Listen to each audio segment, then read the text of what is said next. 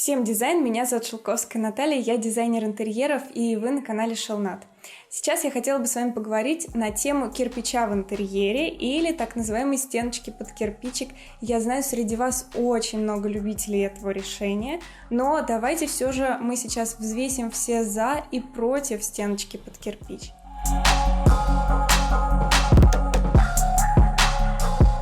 Итак, немножечко истории. Первая половина 20 века США, бедные художники ищут хоть какие-нибудь помещения, которые могли бы снять дешево, и находят те, что дешевле всего на тот период сдавались, а это обанкротившиеся производства, заброшенные фабрики и чердаки, и поселяются там. Со временем они постепенно обживают эти пространства. Такие пространства очень удобны для творчества, потому что там можно работать с большими формами и выставляться, и одновременно с этим жить. Так вот, некоторые из этих художников становятся действительно известными и знаменитыми. И одного вы знаете, например, это Энди Уорхол. И вот такой образ жизни вот таких вот модных художников, он становится магнитом для интеллигенции Нью-Йорка, и вскоре это становится заразительным примером. И вот уже во второй половине 20 века, 50-е, 60-е, 70-е года, уже банкиры и инвесторы начинают хотеть жилье, как у модных художников, и лофты, чердаки в переводе, становятся очень модным жильем в Америке. Вот так вот постепенно, но последовательно начал образовываться стиль лофт, одним из атрибутов которого является открытая кирпичная кладка. При этом, заметьте, это не имитация, а просто открытая кирпичная кладка. Кстати говоря, это не один стилеобразующий элемент, у лофта их несколько. Это, например, еще огромные большие окна, это открытые коммуникации, конструкции, балки. В общем, список довольно большой, но мы сейчас концентрируемся на открытой кирпичной кладке. И здесь я вас прошу обратить внимание на то, что это не имитация, а действительно настоящая кирпичная кладка. Просто так получилось, что на тот момент, когда художники осваивали эти большие пространства, у них просто не было денег для того, чтобы прикрыть этот кирпич. Но со временем, когда их образ жизни стал моден, кирпич для взгляда нью-йоркской интеллигенции стал уже привычным.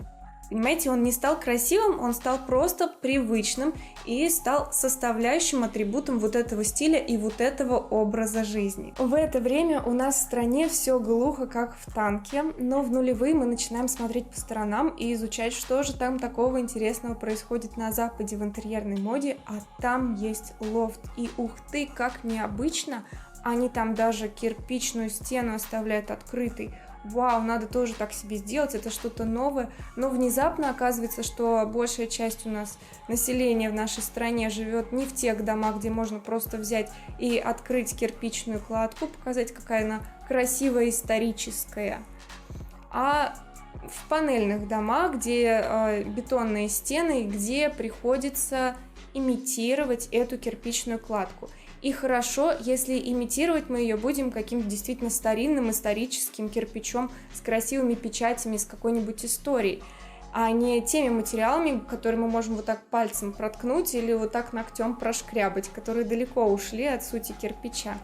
И все равно это будет такая подделка, которая может быть даже хуже, чем если вы купили сумку какого-то известного бренда в переходе. Потому что когда вы покупаете сумку известного бренда в переходе в несколько десятков раз дешевле, вы покупаете, по сути, дизайн, и он может вам подходить по стилю.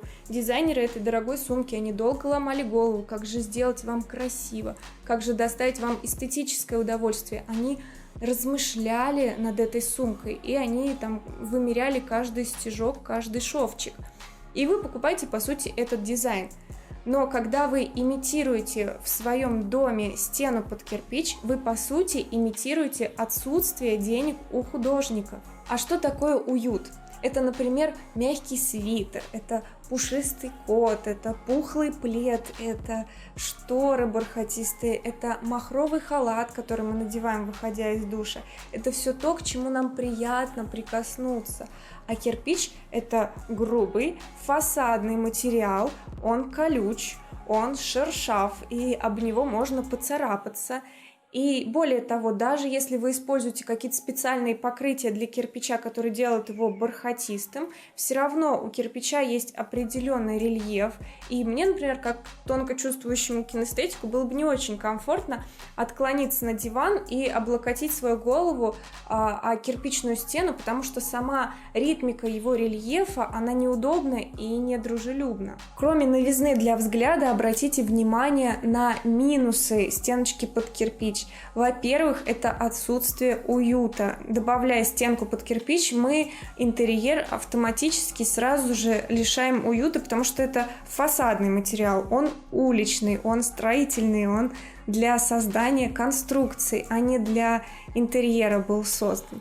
Во-вторых, он не создает никакой атмосферы исторического здания, особенно если он применен в абсолютно неуместном пространстве, которое, например, все собрано из панельных плит, и при этом вот в таком месте, имитируя стеночку под кирпич, мы создаем только самообман и пытаемся самого себя обмануть. И, как вы помните, имитируем то, что прикрыли бы, если бы были бы деньги.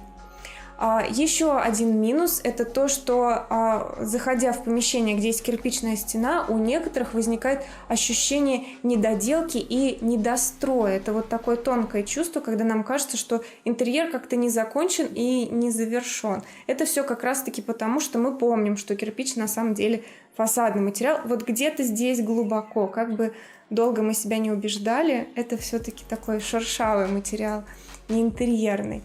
Еще один минус – это то, что стеночки под кирпич прекрасно собирают пыль. Это отличные пылесборники. И напишите, пожалуйста, если у вас есть стенка под кирпич, приходится ли вам действительно ее часто убирать, либо, может быть, у вас какая-то особенная стенка под кирпич, и вы вообще забыли об уборке, и все прекрасно. Напишите, пожалуйста, в комментариях.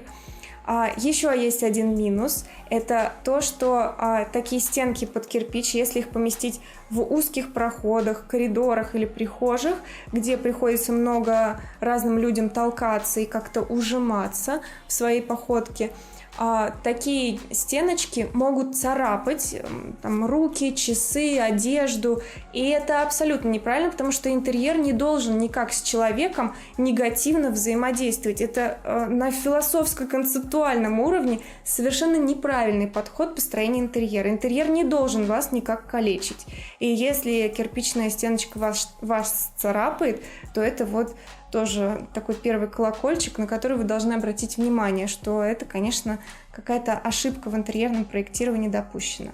Это лично мой список. Напишите, пожалуйста, внизу в комментариях ваше видение, ваши плюсы и ваши минусы. Если у вас, например, уже есть такая стена, либо вы думаете о том, чтобы создать у себя дома такую стену, я с удовольствием почитаю ваш хит-парад плюсов и минусов и ваше мнение на этот счет. И это все, что касается именно имитации кирпича. Вы должны это четко разделять. Я, кстати, ничего не имею против действительно открытой исторической кирпичной кладки, потому что исторические кирпичи в старом фонде создают уникальную атмосферу. Ты изучаешь их глазами, ты смотришь на них, ты думаешь, что пережили эти кирпичи, они помнят царя, они помнят революцию, их арочная кладка уникальна, так сейчас не строят. И, конечно, вот таким кирпичам ты прощаешь отсутствие уюта, потому что в таком интерьере, который погружает тебя в такие размышления, в такие мысли, прощаешь, наверное, практически все. И сама ценность вот такого интерьера, который способен вот так вот воздействовать на человека и погружать его в определенные размышления, уже очень высока.